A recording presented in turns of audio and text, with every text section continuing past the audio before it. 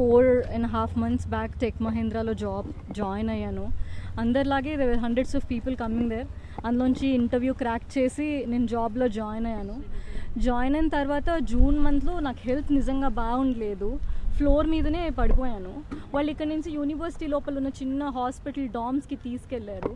అక్కడి నుంచి లేదు తన కండిషన్ బాగాలేదు, మీరు మల్లారెడ్డికి తీసుకెళ్ళండి అని చెప్పారు. అక్కడి నుంచి నేను మల్లారెడ్డి హాస్పిటల్కి డెఫినెట్గా వెళ్ళాను. వెళ్ళిన తర్వాత అక్కడ కూడా ఫెసిలిటీ సరిగ్గా లేవని మా హస్బెండ్ నన్ను ఇంటి దగ్గర ఉన్న జీనియా హాస్పిటల్కి షిఫ్ట్ చేశారు. సో అక్కడ వాళ్ళు చెప్పారు మీకు స్పాండిలైసిస్ అయి ఉండొచ్చు, బికాజ్ మీరు చాలా ఇయర్స్ నుంచి కార్పొరేట్స్లో వర్క్ చేస్తున్నారు కాబట్టి మీరు స్పాండిలైసిస్ ట్రీట్మెంట్ తీసుకోండి అని చెప్పారు. సో నేను స్పాండిలైసిస్ ట్రీట్మెంట్ తీసుకోవడానికి 15 days ఫిజియోథెరపీ ఉండింది. ఆల్రెడీ నేను ఆ డాక్యుమెంట్స్ వాళ్ళకి సబ్మిట్ చేశాను. ఆ పాయింట్ ఆఫ్ టైంలో డాక్యుమెంట్స్ సబ్మిట్ చేసిన తర్వాత ఆ 14 days ఆఫ్ టైంలో థ్రెటనింగ్ ఈమెయిల్స్, మిమ్మల్ని మేము జాబ్లోంచి తీసేస్తున్నాం, మీరు రిపోర్ట్ చేయట్లేదు, discontinuation of your work, we're very sorry to let you know that your no more an employee, అలా మెయిల్స్ పెట్టడం స్టార్ట్ చేశారు. చాలాసార్లు కాల్స్ చేశారు. చేసినప్పుడల్లా మీరు ఎప్పుడొస్తున్నారు అని అడిగారు. కానీ మీకు ఎలా ఉంది, మీ హెల్త్కి ఏమైంది అని ఎవ్వరూ అడగలేదు. నా మీద వచ్చినప్పుడు కూడా I was able to take it అండి. నేను పర్లేదని వదిలేశాను. బట్ 2 steps ఫార్వర్డ్ వెళ్ళిన తర్వాత మధ్యలో కొన్ని రోజులు వాళ్ళే క్యాబ్ స్కెడ్యూల్ చేయలేదు. I have a proof of it. So cab schedule చేయలేదు. ఫ్రైడే ఏం జరిగిందంటే మా పాపకి ఒంట్లో బాగాలేదని నేను కాల్ చేసి చెప్పాను. నేను క్యాబ్ ఏరియాలో అక్కడ దిగి ఇక్కడ నడుచుకుంటూ వచ్చేసరికి 3 calls వచ్చాయి.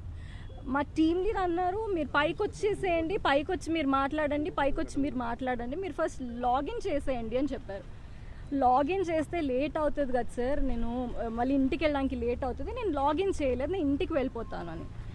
ఆల్రెడీ డెసిషన్ కనుక మీరు తీసేసుకుంటే మీరు మమ్మల్ని ఎందుకు మేడం అడగడం అంటే, లేదు సార్ మీరు మా టీఎల్, మీకు చెప్పకుండా ఎలా ఉంటాను అని చాలా మర్యాదగానే నేను కాల్ డిస్కనెక్ట్ చేశాను.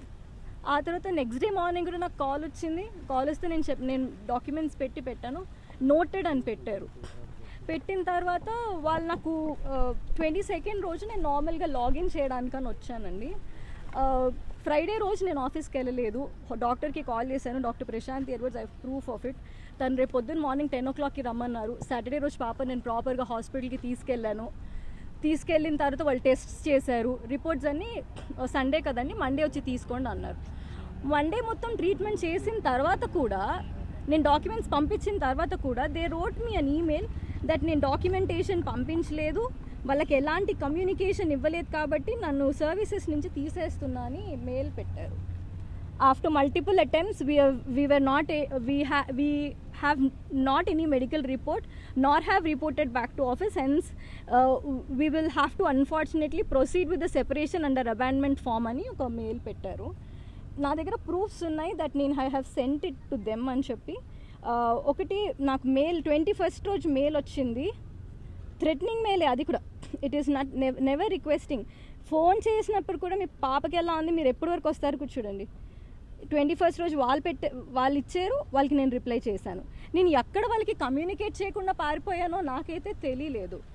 మళ్ళీ ఇందులో క్లియర్గా you haven't reported to office అన్నారు. 22nd రోజు నేను ఆఫీస్కి వచ్చాను. I used office cab. వచ్చిన తర్వాత when I was reading those mails అండి, నాకు అనిపించింది నేను ఇంత టాక్సిక్ ఎన్వైరన్మెంట్లో నేను వర్క్ చేయలేను. Anyhow I was decided to put down my papers and police స్టేషన్కి వెళ్ళాను నేను to complaint.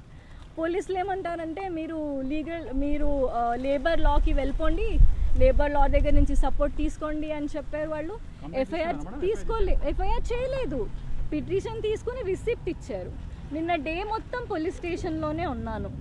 Evening I try to reach few people but ever response సరిగా అవ్వలేదు.